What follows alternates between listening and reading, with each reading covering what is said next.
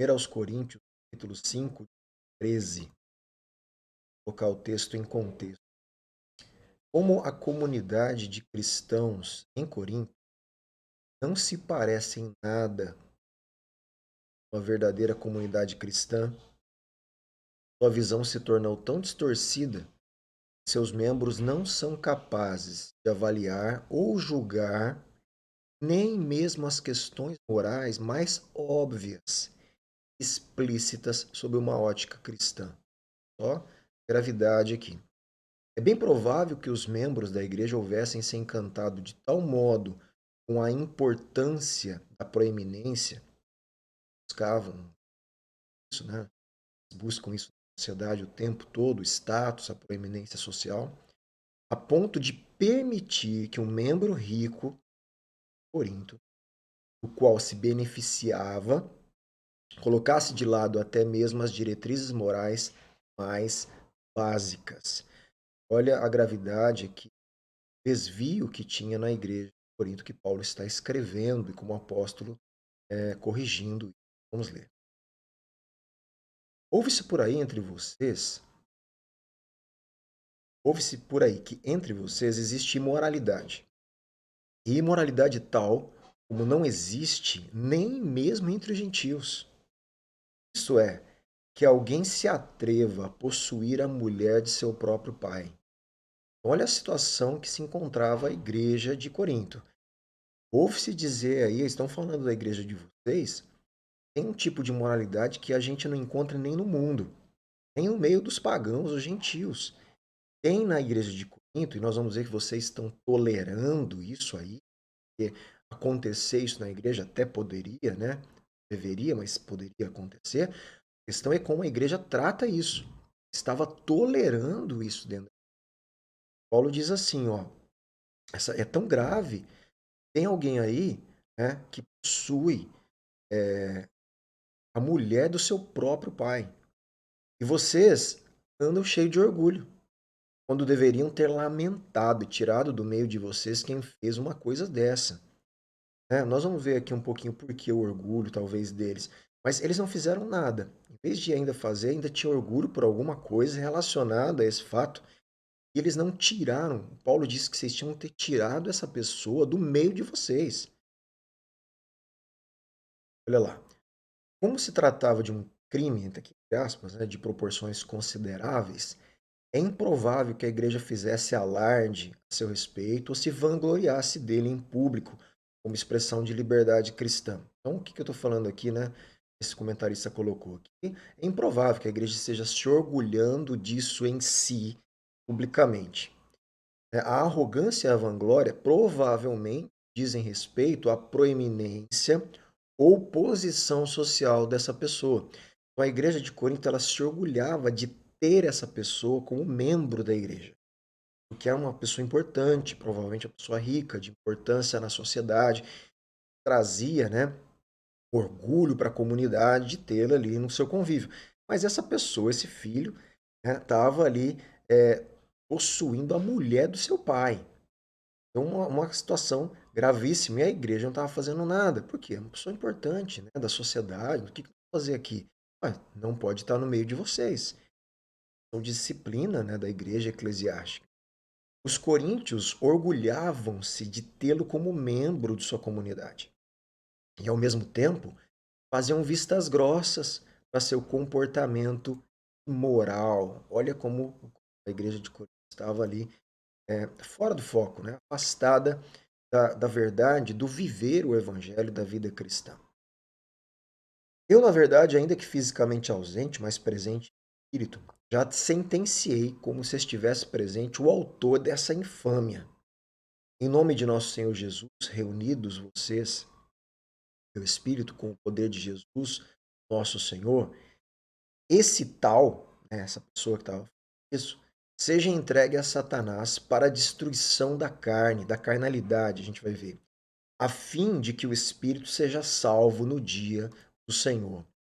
Destruição da carne. Paulo não estaria falando de uma questão de corpo versus espírito, mas de carnalidade versus espiritualidade, a gente pode colocar. O propósito da disciplina seria que, uma vez entregue a Satanás, as aflições permitidas por Deus, né, que Satanás ia impor a essa pessoa, deveriam levá-lo a um processo que culminaria em seu arrependimento e restauração. Colocá-lo fora da esfera da proteção de Deus dentro da igreja e deixá-lo exposto às forças satânicas do mal, na esperança de que a experiência o levaria ao arrependimento e ao retorno para a comunhão da igreja. A carne a ser destruída não é, assim, seu corpo físico.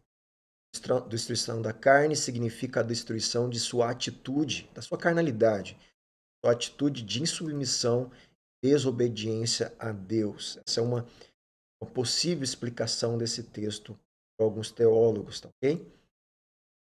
Não é bom esse orgulho que vocês têm. Por acaso vocês não sabem que um pouco de fermento leveda a massa toda? Joguem fora o velho fermento para que vocês sejam nova massa, como de fato já são, sem fermento, sem contaminação, né? Vocês são um novo corpo de Cristo, não fique deixando essas coisas do mundo fermentar, tá no meio de vocês, tem que jogar fora. Pois também Cristo, nosso Cordeiro Pascal, foi sacrificado. Por isso, celebramos a festa não com o velho fermento, nem com o fermento do mal ou da maldade, né? Mas com o pão sem fermento, o pão da sinceridade e da verdade. Na outra carta, Paulo fala, já escrevi a vocês que não se associassem com impuros. Olha só, nós estamos lendo a primeira carta de Paulo aos Coríntios. Ele cita nessa carta uma outra carta. Então, na verdade, nós não temos a primeira carta que Paulo escreve a eles. Ele está citando, olha, na outra carta, eu já escrevi a vocês que não se associassem com os impuros. Refiro-me com isso, não propriamente, preste bem atenção agora. Paulo está falando, não se associem com pessoas impuras. Pô, e agora? Todo mundo, né, de certa forma, como que eu vou fazer no mundo conviver com gente? Fala, não, presta atenção. Eu não estou me referindo aos impuros deste mundo. As pessoas que estão fora da igreja. Não é a eles que eu estou me referindo, né? Aos avarentos, ladrões, idólatras. Pois nesse caso vocês teriam que sair do mundo. Então, não, eu não estou falando para vocês deixarem de conviver com gente do mundo. Não é isso. Eu estou falando, olha, mas agora escrevo a vocês que não se associem com alguém que, dizendo-se irmão, então, é pior a pessoa que se diz cristã e vive como pessoa do mundo do que a pessoa do mundo.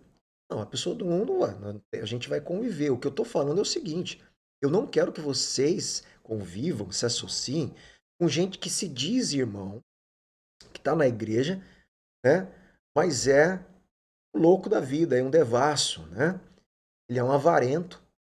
Ele se diz irmão, mas ele é idólatra. Se diz irmão, mas ele é uma pessoa maldizente.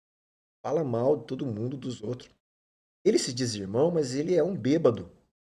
Ele se diz irmão, mas ele é um ladrão. E aí Paulo termina, nem mesmo, gente, comam com alguém assim. Olha aqui, seriedade, convívio comunitário, cristão. Né? Com as pessoas do mundo, ele fala, tudo bem, ali você vai se relacionar com gente do mundo, porque tem dólares, tem avarenta, todo mundo lá, e a gente não vai sair desse mundo. Mas com a pessoa que se diz irmão, ela é devassa, ela se diz irmãos é avarenta, ela se diz irmão, ela é idólatra, com esse nem mesmo coma com ele. Pois com que direito haveria eu de julgar os de fora? Com que direito a gente vai julgar os de fora? Né? Mas será que vocês não devem julgar os de dentro? Paulo está falando, gente, é um absurdo o que vocês estão tolerando, essa imoralidade dentro da igreja. Vocês não deveriam estar nem comendo com eles, né? Nem dando oi para esse cara aí. Ele devia ser afastado do convívio comunitário, ser entregue a Satanás, para que a gente ore, para que ele se arrependa, passando o que tem que passar e volte a Deus verdadeiramente.